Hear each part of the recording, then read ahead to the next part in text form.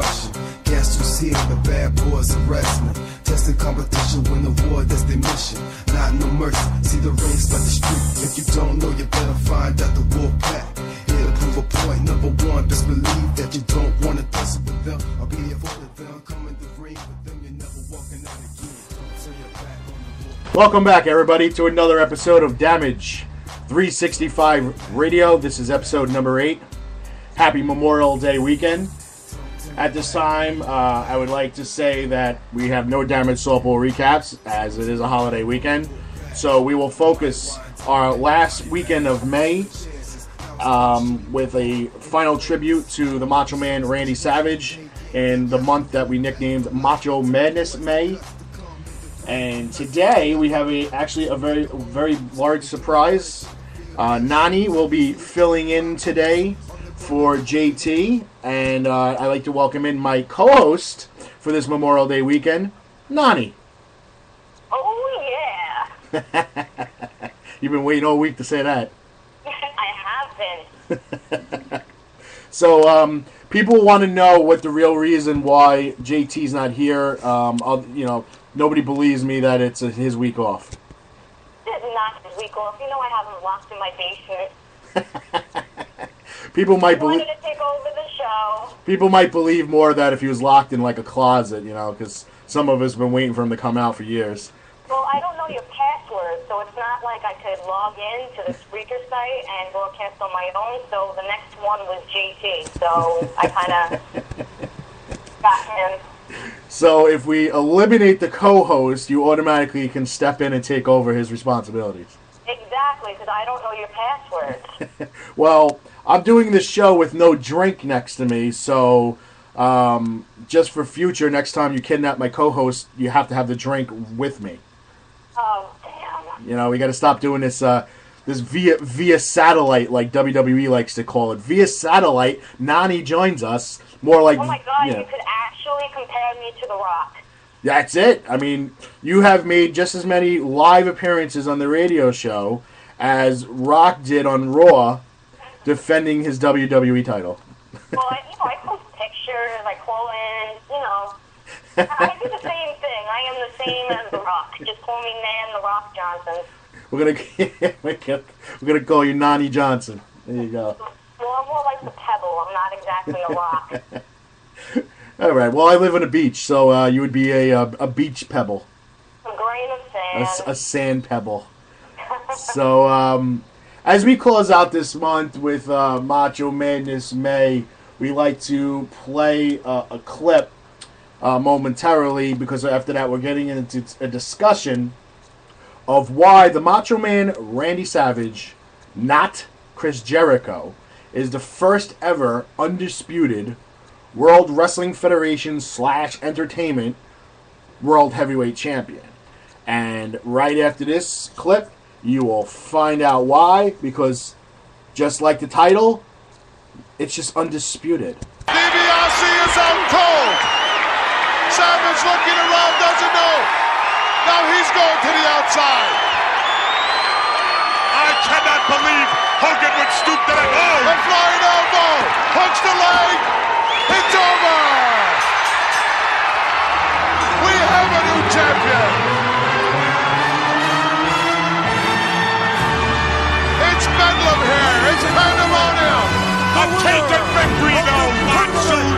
And undisputed World Wrestling Federation Heavyweight Champion, Randy Macho Man Savage. The Macho Man Randy Savage, the new champion of the World Wrestling Federation. See, as you can see and hear, there's no dispute. The Macho Man Randy Savage was, by Howard Finkel, our Hall of Fame ring announcer, the winner of the tournament and new World Wrestling Federation's undisputed heavyweight champion. Is there any dispute to that, Nancy? No. No. I didn't think so. And the other thing that baffled me was Macho Man Randy Savage wasn't the last declared undisputed champion prior to Chris Jericho winning that night. everybody forgets that Ric Flair, the winner of the Battle Royal that declared the undisputed World Wrestling Federation's heavyweight champion. So that means Chris Jericho was not first, he was not second, he was third. He was the third ever undisputed World Wrestling Federation Entertainment Vince McMahon champion ever. Well, Jericho, I think the only reason why they called him the Undisputed Champion is he unified the two titles. But see, you just said the magic word, unified. There's a difference Yeah. between unified and undisputed. In boxing, in boxing, you could be the undisputed heavyweight champion, but when you hold all, I think it's 4 titles now in boxing, used to be, I think, 3. When Mike Tyson unified the title, that's what they called him. They called him the undisputed, unified world heavyweight champion. I have no problem with them calling him undisputed, but the word unified was left out, and you can't call him the first of something that your history dictates 2 other people have won. We're not stupid. This day and age of the internet, anybody can YouTube Macho Man WrestleMania 4 and Ric Flair wins the Battle Royal and find out that they were announced as undisputed champions. So I think WWE fails big time in that category where they think their fans are stupid. They probably forgot. Come on, really? Or a new creative or, something like that. It's really ridiculous, but it's kind of funny that it is Jericho because, there's all that hype around him that he creates everything and he's, responsible for so much stuff. It's a big joke on the internet, Jericho created this or, Jericho, made this or Jericho original, so it's kind of funny that it is him. I guess. I mean, he defeated what? He defeated Stone Cold and The Rock, correct? Right. And Stone Cold was at the time the WCW World Heavyweight Champ? Oh, I believe so. And The Rock was the WWE Champ. Right. Okay. So, not only are you calling Chris Jericho the first ever undisputed WWE champion because he defeated 2 men that night, you're totally stepping on the historical value of WrestleMania 4 that the Macho Man Randy Savage was the first ever undisputed WWF champion. He defeated 4 guys. Not 2, 4. He defeated via pinfall the Natural Butch Reed. He defeated by pinfall in his first and only ever match in their career, Greg the Hammer Valentine. Right. He won via disqualification to the one-man gang and via pinfall for the whole tamale, the $1 Million Man, Ted DiBiase. Yeah, So, he did it without cheating. The controversy surrounding Jericho was the fact that he cheated with both matches. well, you can say Hogan stepped in, hit DiBiase with the chair. Right. That caused Macho Man to win the title, but then everybody forgets that when Ted DiBiase locked in the $1 Million Dream, Savage grabbed the rope and Andre the Giant pulled the rope from Macho Man's hands. Right. And that caused the back to be turned, so Hogan stepped in and whacked DiBiase with the belt. And Elizabeth went and got Hogan because Virgil and Andre the Giant were interfering in the match the whole time. Right. So it was 3-on-1. So not only did he have to win 4 matches, he had to win his 4th match under the duress of 3 guys versus 1. Yeah, that was pretty insane. I mean, whether it's, scripted, whatever people want to call it, to have the endurance, the agility, and the athletic ability to wrestle 4 matches that night and still put on a show in your 4th match. Lengthy matches, too. It wasn't just a 3-minute stint. But it just tells you what kind of athlete Macho Man Randy Savage was and what kind of star he was. And, just a superstar and, should be Hall of Famer that Macho Man Randy Savage should be because, not many guys can wrestle 3-4 matches a night and wrestle 3-4 great matches a night. Yeah, that's kind of impossible these days, especially with all the new rules and everything else like that, what you can, what you can't do. My brother and I were watching a lot of matches over the last couple of days, and undeniably the matches from the 80s and the 90s were so much more much better than the matches now, just because the wrestlers are limited to do so much. I agree. I mean, the match I was watching, obviously the Ricky Steamboat Randy Savage match, WrestleMania 3 that's an icon of a match. It's an amazing match. But there are some guys that put on matches that, like, I'll go back to, you remember when Hogan fought Rock? Right. I couldn't believe the match that the two of them put on. I mean, Hogan's not exactly known for his wrestling ability inside the squared circle. He's more of an entertainer with the mic, and he pretty much goes by the same couple of moves, and his matches look like instant replays. But he put on a hell of a show that night in front of all those people in Toronto. And, though he lost to The Rock, I mean, that match was, that had to be, if not the best, one of the best Hogan matches I've ever seen. It also has to do with who you're wrestling against to make you shine. And I was just saying the other day, Macho Man was one of those wrestlers that no matter who he got in the ring with, no matter what their skills were in other matches, he helped them shine. Whether they won, whether they lost over him, he really did know how to make people look, to their best ability. I agree with that 100%. And that's why it baffled me that at the age of 41 years old that Vince McMahon thought Macho Man Randy Savage was done and that he needed to do ringside broadcasting because he felt that Macho Man Randy Savage's career was over at that point. Meanwhile, it was just getting started because he left to go to WCW, and he rejuvenated his career, and he revitalized a federation over there in WCW, and helped with Hogan and the NWO and guys like that, Sting, Luger. They took over the Monday Night Wars, and they took over the viewing, the top viewer of between Nitro and Raw, and it was because of guys like Macho Man Randy Savage and guys like Hogan and Hall and Nash and Luger and guys like that, and it was very confusing because here you had the WWE that thought one of their top all-time greats was done at 41, but meanwhile, if you take the top 20 superstars in wrestling now, out of those 20, there's about 8 or 9 of them that are between the ages of 37 and 42, including the Big Show, who's 41, the exact same age. He thought Savage was done. Is the Big Show done? No, the Big Show is not done.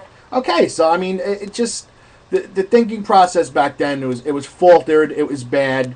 Vince McMahon has no one to blame but himself, and I think wrestling would be better now if Vince McMahon never bought and folded WCW. If WCW was still around, WWE would be better because now they would have to raise the bar because they had competition. They don't have any competition. So it is what it is. Like, you deal with it. You either watch it or you don't watch it. If you don't like it, too bad, because we got nobody to compete with. So you know what? We don't have to raise the bar. We got nothing. We have nobody to set the bar. Right. So it's pretty gross. But let's get into our Intercontinental Championship tournament. We posted it on Twitter. Many of you seen the link. I would like everybody to go on there, review the first round matches. I mean, we got some really killer first round matchups. Guys that you would probably think would be in the semifinals, and they might be eliminated in the first round.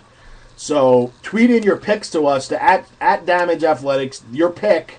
It could be as many as you want. You can tweet multiple times if you want to do all 64 combatants. You can for all 32 matches. That's not a problem. Make sure you hashtag. Blow us up. Yeah, blow it up. Make sure you hashtag at Damage365 IC Tourney, so we can do a quick search on that and get us your picks, because I would love to see where this is going to go. But at this time, we'd like to go to one of our sponsors, because this portion of Damage 365 is brought to you by Slim Jims. And action. Romeo, Romeo, wherefore art thou, Romeo? Again, please. Again? Again. Art thou bored? Yeah. Step into a Slim Jim. Turn to the spice. That baby juicy taste. Need a little excitement? Step into a Slim Jim. As we come back from our commercial break, at this time we'd like to once again bring Nani in for her normal time slot. She will go over some storylines of her choice. I think she's going to go with some Macho Man stuff. So, Nancy, you officially have the mic. Well, now I'm going to put you on the spot. Uh-oh. You know, JC's in my basement, locked up. Now I get to put you on the spot. I'm thinking we're going to review some Macho Man dream matches. I like. And some of today's superstars to see who would outshine who and how it would go down. Okay, I'm ready. You're ready? I'm ready. All right, so I know that a lot of people, when they were tweeting in their dream matches, they had mentioned a lot of Macho Man, CM Punk, Macho Man, Dolph Ziggler, Macho Man, Daniel Bryan. You know, that all of those seemed so interesting that it actually stuck out in my mind out of all of the dream matches because I almost started to visualize it in my head. My imagination is just absolutely wild. And, you know, I started to think about it in my head, and I think that, honestly, I think that those three would really, really, really, you know, prevail, have great matches with Macho Man. Okay.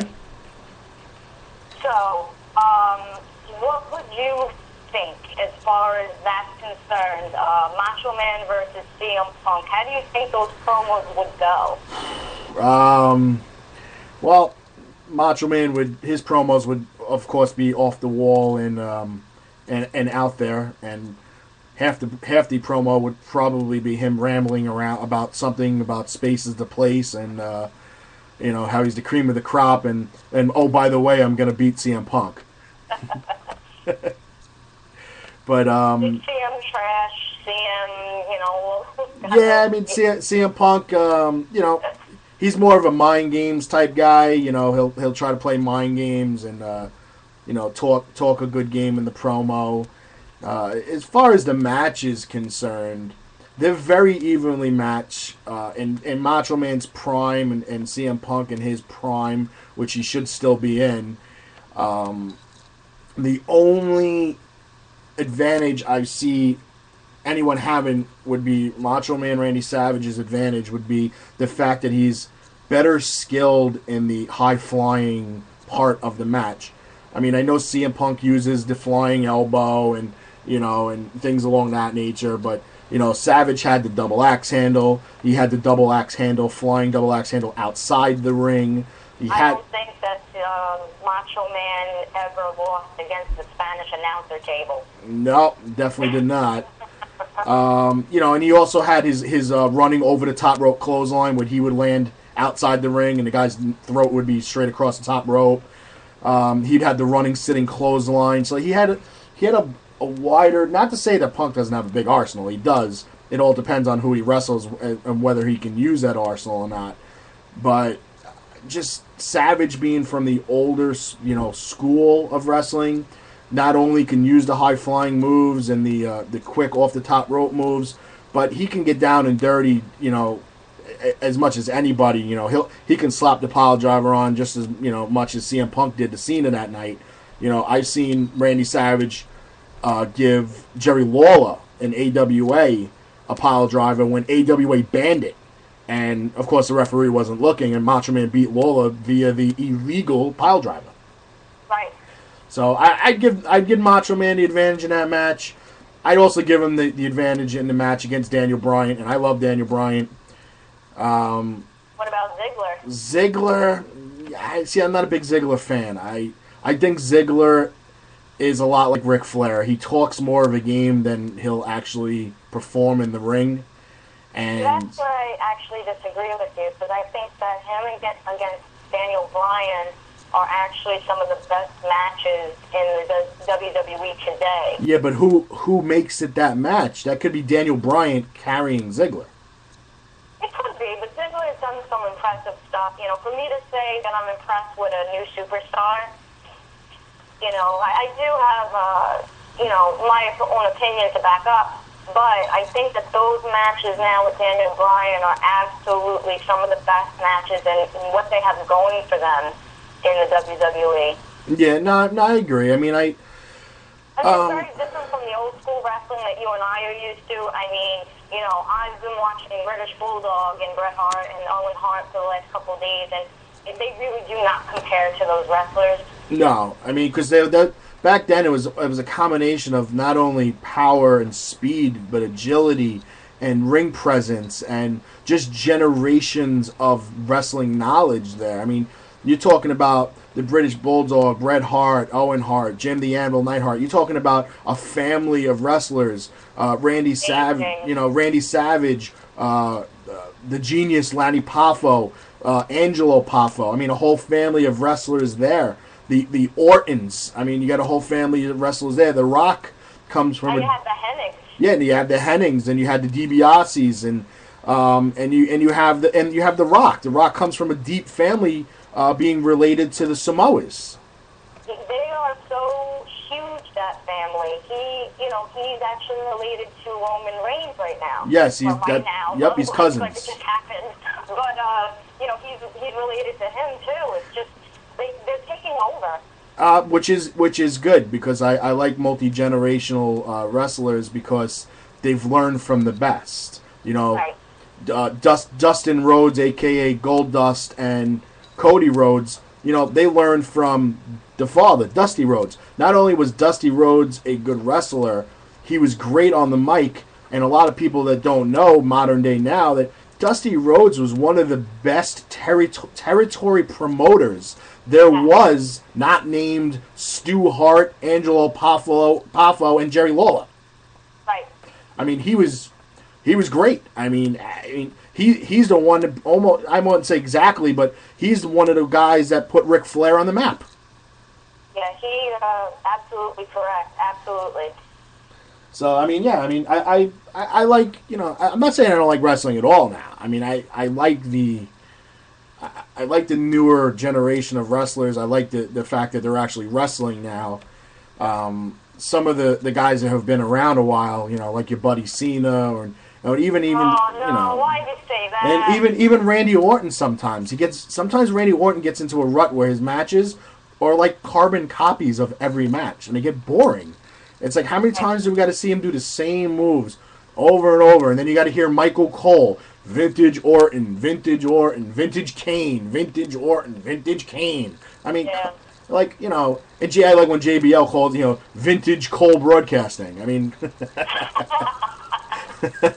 so, I mean, I don't think that they understand what the word vintage means. Nah, I don't think they do, but because The Undertaker walked the top rope when he first came to the WWE, and so now that he still does it every now and then, it's called vintage. Let me give you a 411 on The Undertaker. Before he was The Undertaker, he was Mean Mark Callis from WCW, and he used to walk the top rope then. So how come it's not vintage Mean Mark?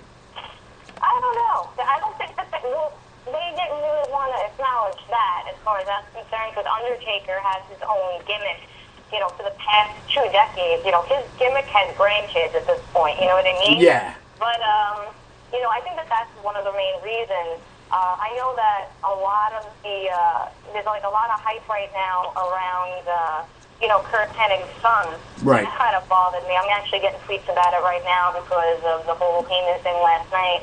And I think he's trying to rock for WrestleMania. I don't think, they're saying, he's grandfathered in. What is this garbage? He's not Mr. Perfect. But, they don't do their research before they talk smack. Really don't. That's for sure. Because a lot of the people who watch wrestling now are internet fans. They don't watch every show. They don't watch every show. They watch on the stupid WWE app that they overkill every show. They watch it on YouTube, on WWE Nation. They follow on Twitter. They follow wrestlers on Twitter. They go to all these thousands of blog sites, whether on Facebook or on the internet, about guys who blog about wrestling from their living room because, God forbid you actually go to a match and write a commentary. Right. They're not real fans. To me, they're no different than armchair quarterbacks at football. Guys who are great at fantasy football but can't actually play the sport. Right. No, So- I understand that. I understand that. But, a lot of people, like, I actually watched some FCW matches. I was the one that said that, like, AJ Lee and Exana had some awesome matches outside of the WWE, and that's why I thought that they should really give those two a chance. Yep. So I actually do follow it, and, a lot of people were questioning the other night about, Kurt Axel. And I said, I'm not the wrestling analyst for nothing. Get on this bandwagon right now because you're going to regret saying anything and writing it and typing it out where someone's going to find it because he's the next big thing. This is it. No, he's wrapped up with the right guy. I mean, people don't like Paul Heyman, but Paul Heyman he's a genius, and people don't want to. People think, Tell heaven to God, he can. Well, because people think, WCW and ECW failed. He's a failed businessman. He didn't fail. You think Paul Heyman didn't benefit by McMahon buying ECW and WCW? Oh my God, he's laughing all the way to the bank, my friend. He benefited big time. They wouldn't have hired him for WWE. They just would have, put him under the rug. Yeah, he's not Eric Bischoff. He's Paul Heyman. I mean, Eric Bischoff's a jerk, and everybody knows he's a jerk, and everybody knows that he's out for himself, and anything that would benefit him, he'll agree with. Paul Heyman's all about the entertainment business and all about the sport. He wants it to skyrocket, so he wants to leave a legacy behind. So when he's gone, years from now, his legacy will live on with guys like Hennig and Punk and The Shield and Brock Lesnar and so on and so forth. Yeah, he's just amazing. He really is. So, all right, well, we'll get out of that topic now. I was going to get into, the whole Macho Man Randy Savage should be in the Hall of Fame, but we only got a couple of minutes left in the show, and everybody knows he should be in the Hall of Fame, so let's not even go there right now. What we can do is right after we lead you out, but of course you're not going to hang up. We're going to lead you out of your segment, and we're going to get right into Macho Man Randy Savage versus Tito Santana from 1986. Love it. The promo, which was right before the match where Randy Savage took the Intercontinental Championship away from Tito Santana. So everybody enjoy this clip.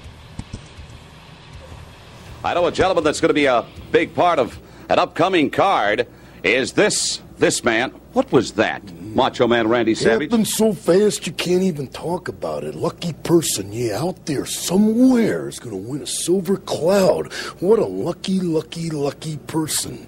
And Tito Santana, if you go to the Intercontinental Heavyweight Championship bout with the Macho Man Randy Savage and escape with your life and still lose your belt, you are a lucky, lucky, lucky Tito. Yeah, that's what they're going to be calling you. Because comparatively speaking to the Macho Man Randy Savage, you are nothing but garbage, Nothing but garbage, Guyana. And I'm talking inevitable, and I'm talking you can't hold that belt with me climbing through the ropes. Gene Okerlund right here is a crying towel.